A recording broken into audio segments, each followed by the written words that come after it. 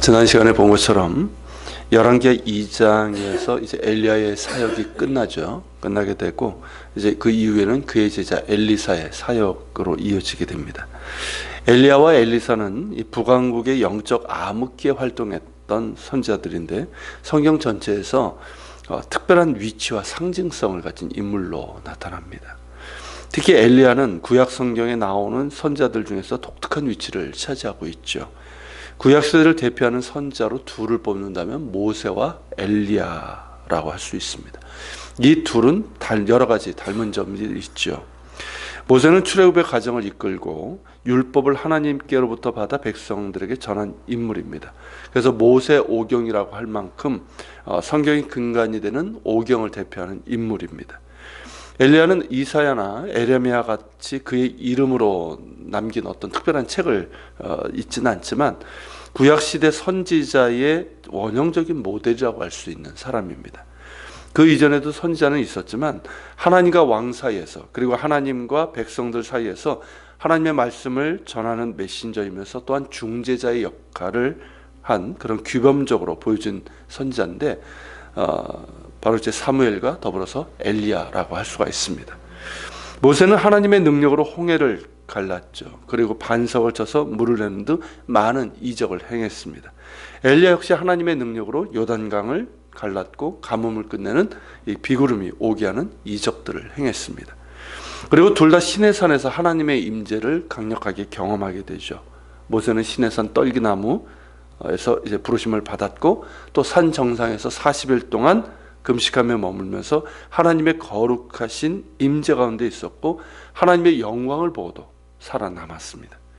엘리야 역시 갈멜산에서의 전투 이후에 엘리야 증후군이라고 할 수 있는 극심한 영적, 정서적, 육체적인 침체를 경험하게 되었고 하나님의 인도하심 가운데 시내산에 오르게 되죠. 그래서 그곳에서 하나님의 임재를 경험하고 새로운 사명과 능력을 부여받게 됩니다. 그리고 이 둘은 그들의 육체가 이 땅에 존재하지 않는 사람들입니다. 엘리야는 하나님께서 친히 그를 데려가셨고 모세 역시 요단 동편의 느보산 근처에서 죽은 것으로 되어 있지만 그의 시신이 어디 있는지는 모른다라고 기록하고 있습니다. 유대교 전통에서 그가 죽기 전에 하나님께서 친히 데려가신 것으로 그렇게 나옵니다. 이런 공통점들이 있고요. 무엇보다 이 둘은 예수님과 직접적인 관계가 있습니다. 신명기 18장 15절에 보면 모세가 이스라엘 백성들에게 다음과 같은 예언의 메시지를 전합니다. 내 하나님 여호와께서 너희 가운데 내 형제들 중에 너를 위하여 나와 같은 선지자 하나를 일으키시리니 너희는 그의 말을 들을지니라. 모세가 말한 나와 같은 선지자가 누굽니까? 메시아를 뜻하는 거예요. 모세는 메시아가 아닙니다. 그렇지만 메시아께서 오시면 모세가 했던 것처럼 사람들을 구원하고 하나님 나라의 복음을 전하게 될 것이라는 거죠.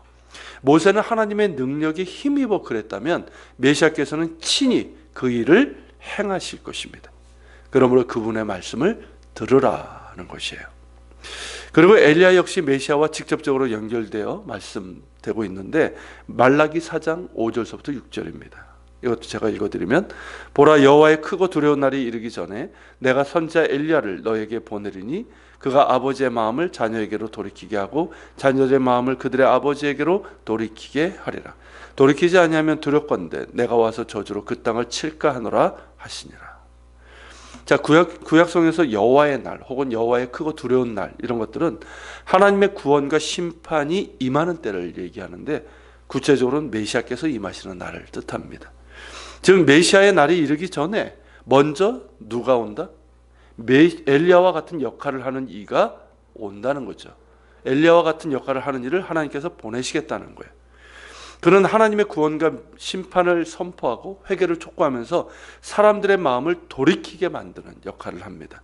그래서 메시아께서 오셨을 때 사람들이 그분을 영접할 수 있도록 하는 역할을 하는 거죠. 그 역할을 했던 사람이 마침내 왔습니다. 그가 누굽니까? 세례 요한이죠. 세례 요한은 엘리야와 같은 역할을 하면서 요단강에서 회개를 촉구하고 사람들에게 세례를 주었습니다. 그렇게 주의 길을 예비하는 엘리야의 역할을 했었죠. 그리고 예수님 역시 요단강에 임하셔서 성부 하나님과 성령의 임재 가운데서 공식적으로 메시아로서의 사역을 시작하시게 됩니다. 그리고 이후 우리에게 변화산 사건이라고 알려진 곳에서 예수님께서 영광스러운 모습으로 변모하셨을 때 누가 나타납니까? 모세와 엘리야가 나타나죠. 그래서 예수님과 마지막 일주일에 대해서 이야기를 나누게 됩니다. 이는 예수님의 오심과 특별히 십자가 고난과 부활이 구약 성경을 통해서 예언된 것임을 구약을 대표하는 모세, 엘리야를 통해서 보여주고 있는 것으로 볼 수가 있습니다. 변화산 사건에서 하늘로부터 임한 음성이 있었죠. 그것이 무엇이었습니까? 이는 나의 아들 곧 택함을 받은 자니 너희는 그의 말을 들으라는 하나님의 명령이었습니다. 근데 이것은 신명기 18장 15절에서 모세가 전한 메시지와 같죠. 나와 같은 선지자 하나를 보내리니 너희는 그의 말을 들으라. 모세, 엘리야는 하나님의 임재를 경험했고 하나님의 음성을 들었고 백성들에게 전했을 뿐만 아니라 그들 자신이 말씀에 전적으로 복종했던 사람들이었습니다. 하나님의 말씀에 전적으로 순종했던 이들이었기 때문에 하나님께 귀하게 쓰임을 받을 수 있었고요. 그들이 전한 메시지 역시 메시아로 오시는 예수 그리스도의 말씀을 들으라는 것입니다. 살아계신 말씀이면서 생명의 양식이신 예수 그리스도의 말씀을 듣는 것, 이것이 구약을 대표하는 모세, 엘리야가 전하는 메시지이면서 또한 그들을 통해서 명하시는 하나님의 뜻입니다. 그의 말씀을 듣는 자는 구원을 받습니다. 영원한 생명을 얻습니다. 같이 기도하겠습니다. 오늘 말씀을 기억해서 기도합시다. 오늘 말씀을 통해서 우리가 본 것처럼 구약을 대표하는 이 모세와 또 엘리야를 통해서 하나님께서 우리에게 분명하게 보여주신 것은 바로 메시아로 오신 예수 그리스도의 말씀을 듣는 겁니다. 하나님의 말씀 자체이시고 또 생명이신 예수 그리스도의 말씀을 듣고 그분 안에 거하는 이것이 우리에게 향하신 하나님의 뜻이고 거기에 구원과 평안과 진정한 행복과 영원한 생명이 있습니다. 하나님, 오늘도 우리가 말씀이시고 생명이신 예수 그리스도의 말씀을 또한 예수 그리스도 안에서 주님과 동행하면서 살아가게 하여 주시옵소서.